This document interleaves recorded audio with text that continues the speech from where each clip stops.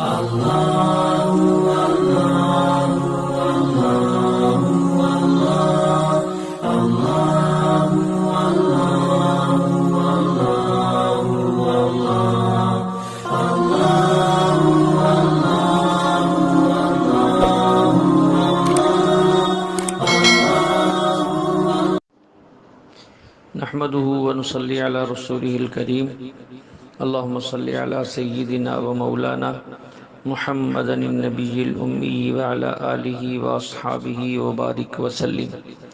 میرے معزز خواتین و حضرات، گزشتہ درس میں حضرت یوسف، حضرت یعقوب علیہ السلام کے ایک دوسرے کے بارے میں ملاقات کا وقت چونکہ اللہ کی طرف سے قریب آ رہا تھا، بھائی تلاش کے لیے پہنچے، تعارف ہو گیا۔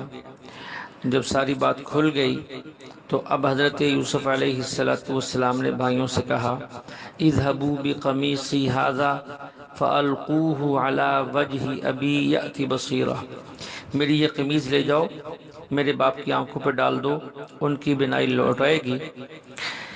مفسرین نے لکھا ہے جب یہ قمیص لے کر جانے لگے تو ان کے بھائی یہودا نے کہا کہ یہ قمیص مجھے دو، میں اپنے باپ کو دوں گا۔ کیوں؟ جب کنویں میں ڈالا تھا، اس پر جھوٹے بکری کا خون لگایا تھا، تو وہ قمیص بھی باپ کو میں نے پیش کی تھی۔ تو جیسے میں نے اس وقت باپ کو قمیص پیش کی اور پیش کر کے ان کو دکھ دیا، اب میرا جی چاہتا ہے کہ سچا کام کر کے باپ کو خوش بھی میں کروں، اس لیے یہ قمیص مجھے دے دی جائے۔ اس کی مثال سمجھیں، حضرت وحشی جو غزوہ احد کے موقع پہ مسلمان نہیں ہوئے تھے، انہوں نے حضرت حمزہ کو شہید کر دیا۔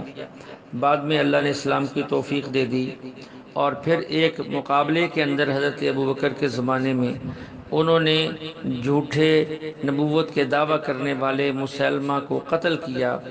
تو وہ فرمایا کرتے تھے کہ میرا جرم بہت بڑا تھا، لیکن میں نے نیکی بھی پھر بڑی کی۔ فرماتے تھے کہ ایک زمانہ تھا کہ میں نے سارے لوگوں میں سے افضل ترین کو قتل کیا، اور پھر اللہ نے مجھے موقع دیا کہ میں نے سارے لوگوں میں سے جو بدترین تھا اسے قتل کیا۔ اب میں مطمئن ہوں کہ جیسے میں نے گناہ بڑا کیا تھا، جیسے میں نے جرم بڑا کیا تھا، ایسی میں نے نیکی بھی بڑی کی۔ اللہ کی ذات سے امید ہے کہ اللہ مجھے معاف کر دیں گے۔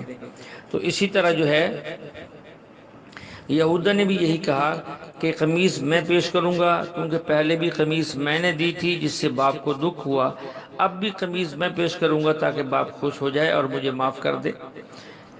اب یہ قمیض لے کر مصر سے روانہ ہونے لگے ہیں۔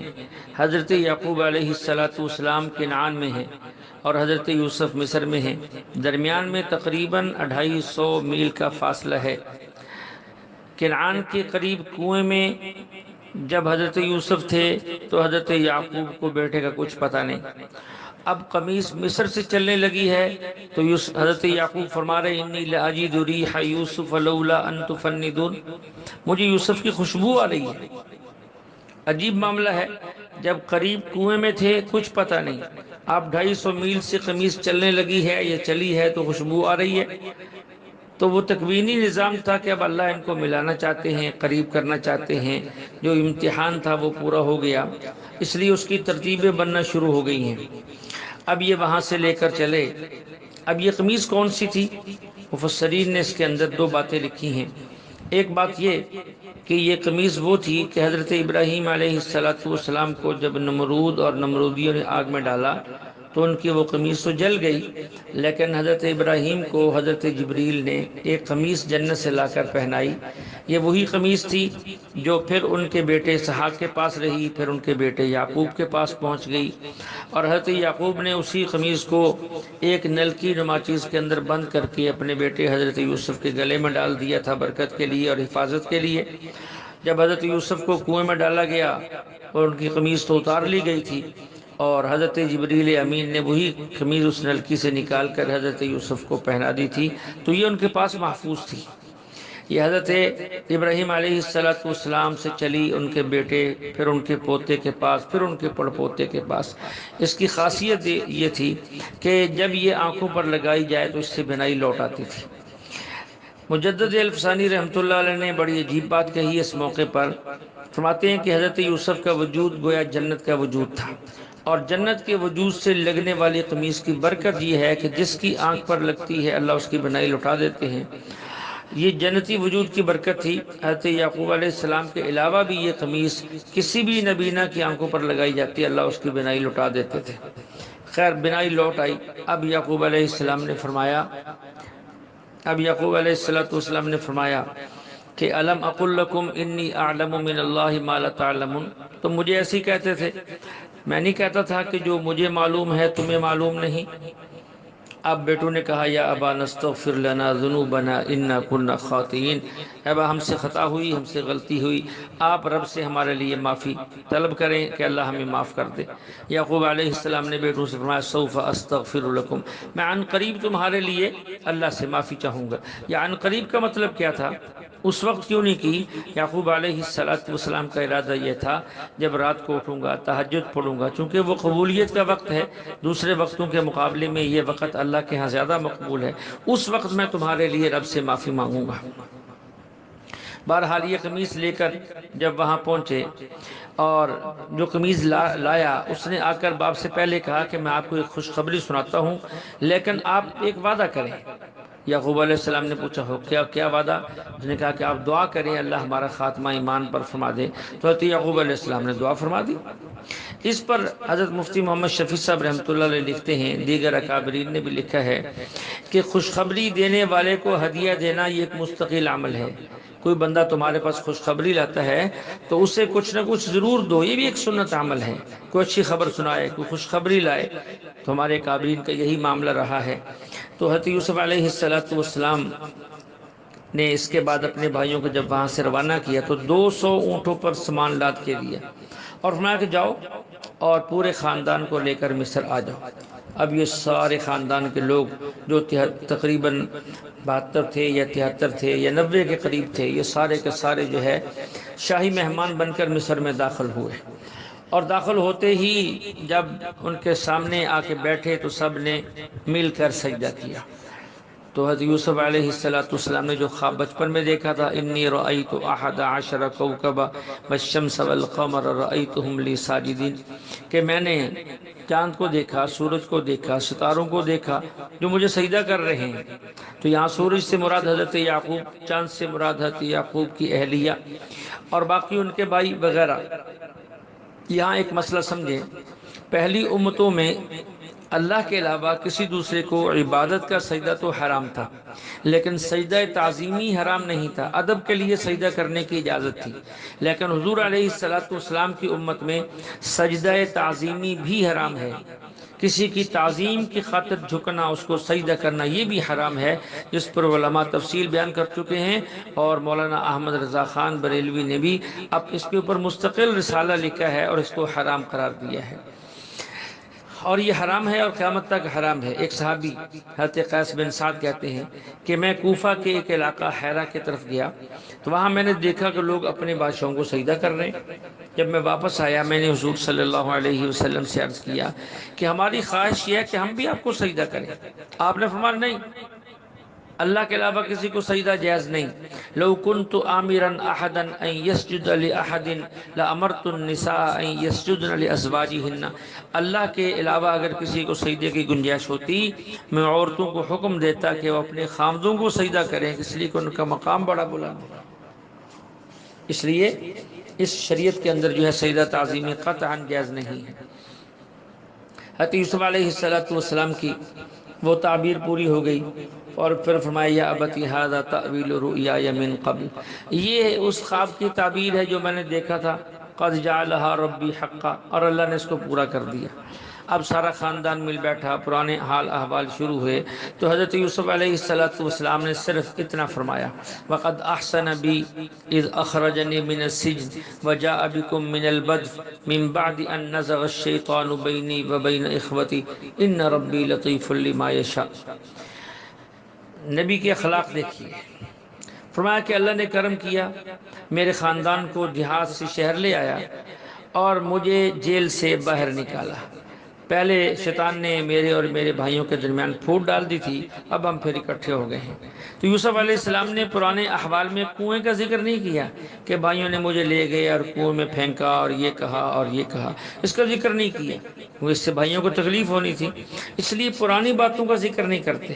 ایک اصول یہ ہے، جب صلح کرنی ہو اور جب مل بیٹھنا ہو، جب اکٹھے ہونا ہو، تو پھر پچھلی باتوں کو چھوڑنا پڑتا ہے۔ اگر اسے نہیں چھوڑیں گے تو نقصان ہوگا، پھر کبھی اتفاق اور اتحاد نہیں ہو سکتا۔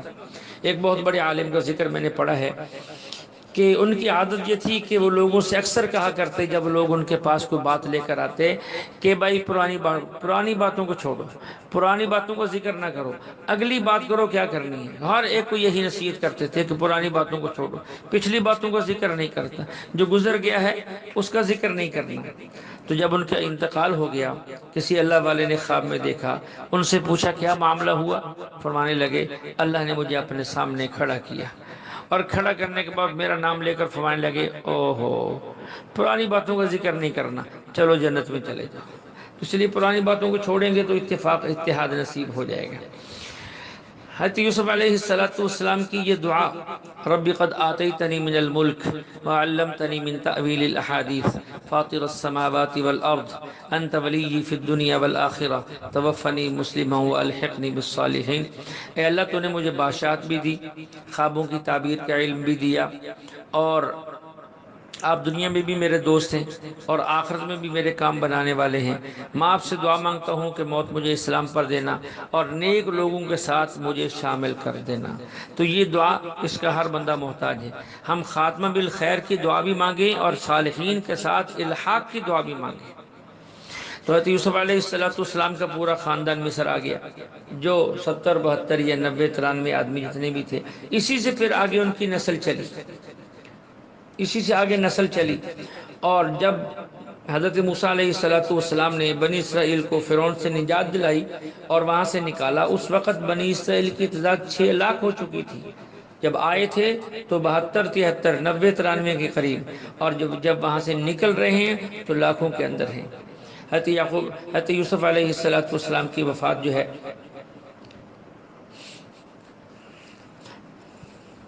حضرت یعقوب اور حضرت یوسف علیہ السلام کی جو وفات ہے وہ وہیں ہو گئی، لیکن انہوں نے وصیت کی تھی کہ ہمیں ہمارے باپ دادا کے پاس بیت المقدس میں دفن کرنا۔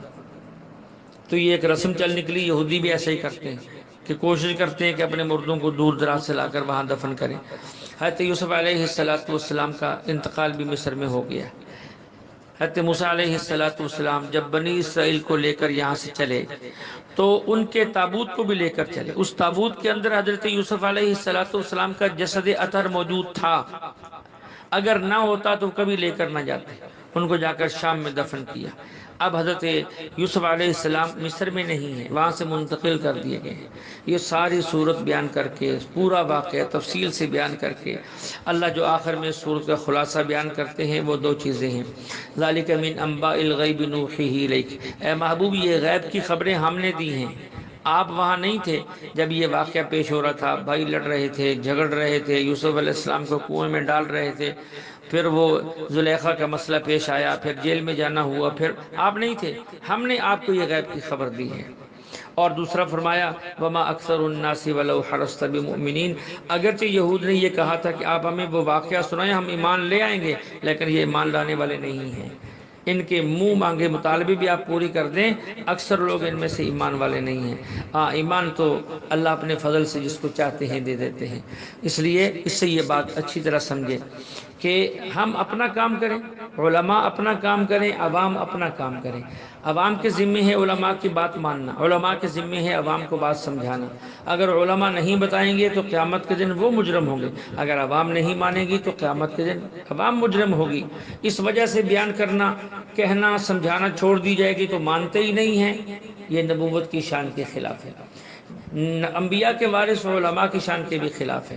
اس لیے ہمارے ذمے ہے بات کہنا، بات سمجھانا، حق بات بتانا، مانے نہ مانے وہ ان کا کام ہے، کہنا ہمارے ذمے ہے۔ ہم کہہ کر اپنے جو ہمارے ذمے فرض ہے، جو فرائض میں شامل ہے، ہم اس سے جو ہے بری و ذمہ ہو جائیں۔ اللہ جل شانہ ہمیں کلام مقدس کو سمجھ کر عمل کرنے کی توفیق عطا فرمائے۔ وآخر دعوانا الحمدللہ رب العالمین۔